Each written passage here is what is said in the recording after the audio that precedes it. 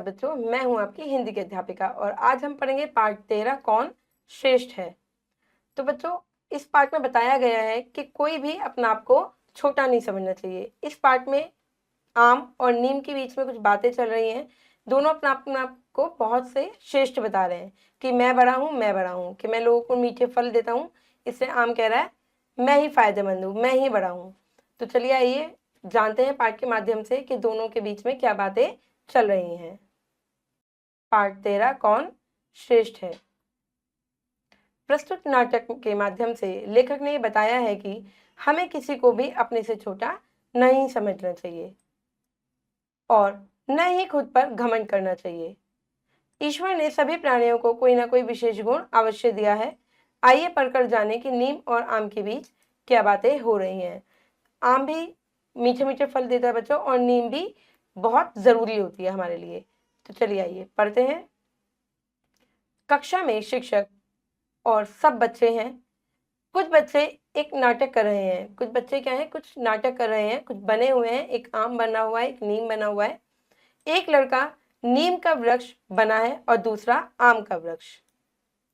वे अपनी अपनी खूबियां बता रहे हैं कि किसमें कौन सी खूबियां हैं।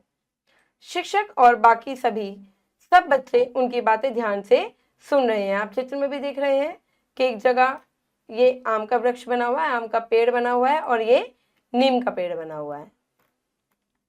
तो आम क्या कहता है, मेरा क्या कहना, मैं सबको मीठे फल देता हूं। भाई आम मीठा तो होता ही है ना। बच्चे बूढ़े और जवान सभी मुझे पसंद करते हैं। ऐसा कौन है जो मुझे पसंद न करता हो। तुम कड़वे हो। आम क्या है, नीम को बता रहा है कि मुझे तो सब पसंद करते हैं, पर तुम क्या हो, तुम कड़वे हो, तुम्हें कोई पसंद नहीं करता, तुम्हें कोई पसंद नहीं करता।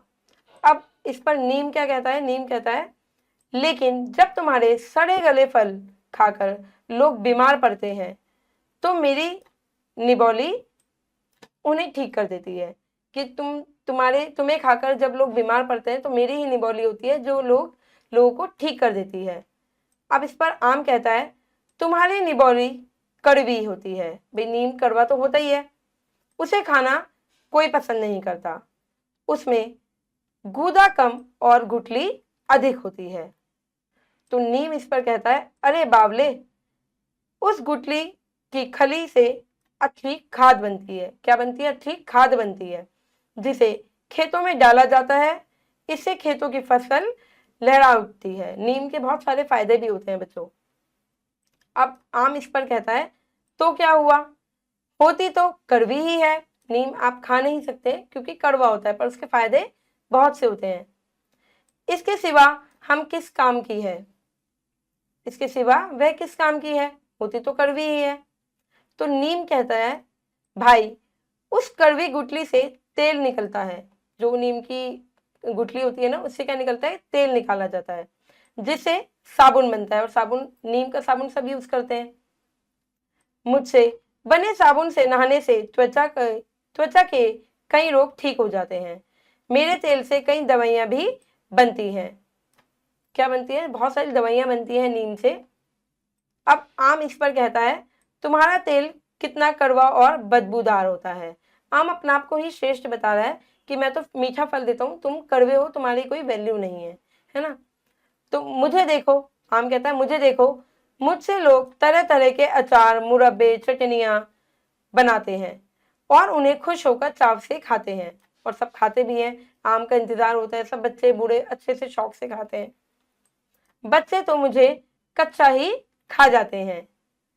नीम इस पर कहता है तुम्हें खाकर जब उन्हें फोड़े फुंसियां होते हैं। बेटा अगर आप आम ज्यादा खाते हो ना तो क्या होते हैं, फोड़े फुंसियां निकल जाती है ना। जगह जगह पे हमारे दाने निकल जाते हैं, हमारा चेहरा क्या होता है, बेकार हो जाता है अगर हम ज्यादा आम खा ले तो मेरी छाल को पीसकर लगाने से फोड़े फुंसियां ठीक हो जाते हैं। नीम बता रहा है कि अगर आम खाने से फोड़े फुंसियां हो जाती हैं तो मुझे छाल बनाकर करने से क्या होता है, ठीक हो जाते हैं फोड़े फुंसियां, अगर आप चेहरे पर लगाते हो तो। क्या तुम्हें नहीं पता कि लोग अपने दांत साफ करने के लिए मेरी दातुन का प्रयोग करते हैं, नीम का प्रयोग करते हैं दांत साफ करने के लिए। मेरी दातुन करने से उनके दांतों के रोग दूर हो जाते हैं। अगर दर्द वर्द भी होता है ना बच्चों दांतों में, तो अगर आप नीम की पत्ती भी चबा रहे हो तो उससे क्या होता है, आपके दांतों को बहुत फायदा होता है। और सुनो, मेरी 2-4 पत्तियां चबाने से मुंह की बदबू दूर हो जाती है।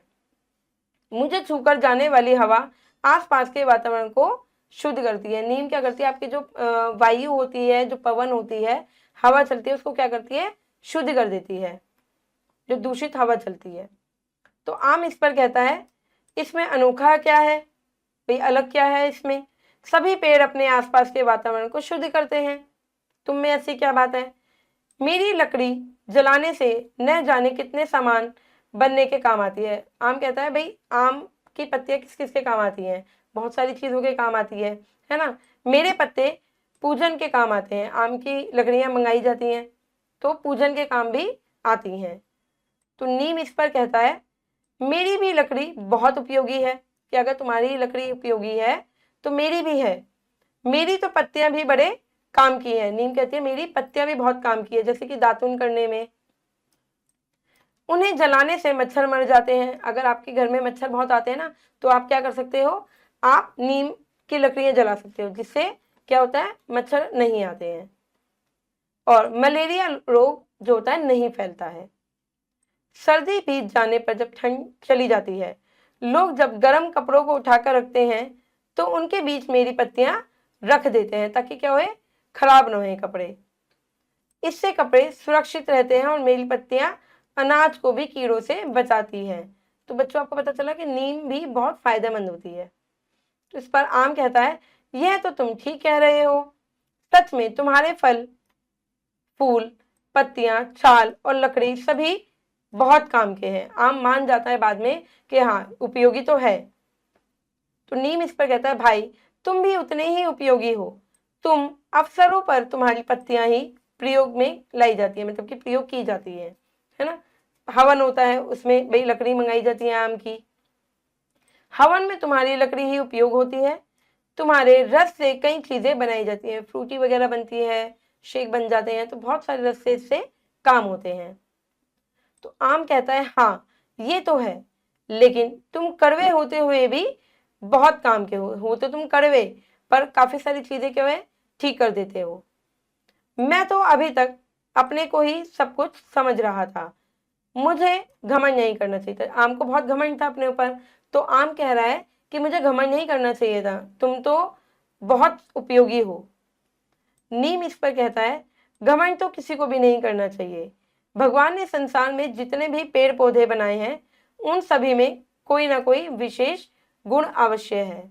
सभी में पेड़ों से क्या होती है, दवाइयां बनती है, कागज बनाए जाते हैं। तो आम इस पर कहता है, तुम बिल्कुल ठीक कह रहे हो। लोगों को चाहिए कि वे अपनी भलाई के लिए पेड़ पौधे की रक्षा करें। हमें पेड़ों को बच्चों काटने नहीं चाहिए, क्योंकि बहुत सारी चीजें हमें क्या मिलती है, पेड़ों से मिलती है। फल, सब्जियां, कागज, दवाइयां, मसाले, सब किससे मिलते हैं, हमें पेड़ों से मिलते हैं। तो इसलिए हमें पेड़ों को काटना नहीं चाहिए। चलिए बच्चों, अब हम करते हैं अभ्यास। सही विकल्प पर सही का चिन्ह लगाइए।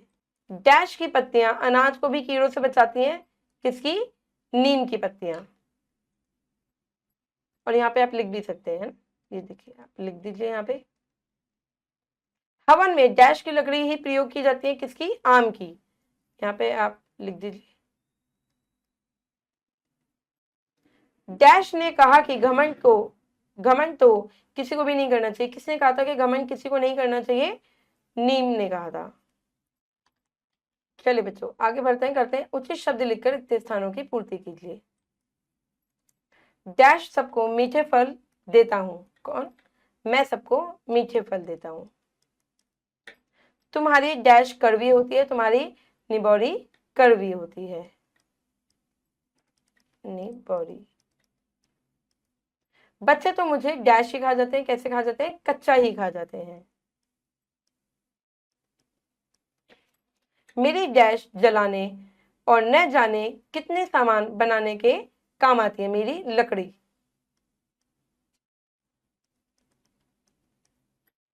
डैश के रस से कई चीजें बनाई जाती है, किसके रस से, आम के रस से। चलिए बच्चों, आगे बढ़ते हैं। अब हम करेंगे सही कथन के आगे सही और गलत के आगे गलत का चिन्ह लगाइए। नीम से लोग तरह तरह के अचार बनाते हैं, नहीं, ये गलत है। आम से बनाए जाते हैं। आम सबको मीठा फल देता है, आम सबको मीठा लगता है, हाँ। निबौरी मीठी होती है, नहीं, निबौरी कैसी होती है, कड़वी होती है। आम का तेल कड़वा और बदबूदार होता है, नहीं, ये भी बच्चों गलत है। नीम का तेल कड़वा और बदबूदार होता है। आम को सभी लोग बहुत पसंद करते हैं, हाँ, बच्चे बूढ़े सभी पसंद करते हैं आम को। चलिए बच्चों, ये प्रश्न उत्तर है, व्याकरण है, आपको खुद से करनी है।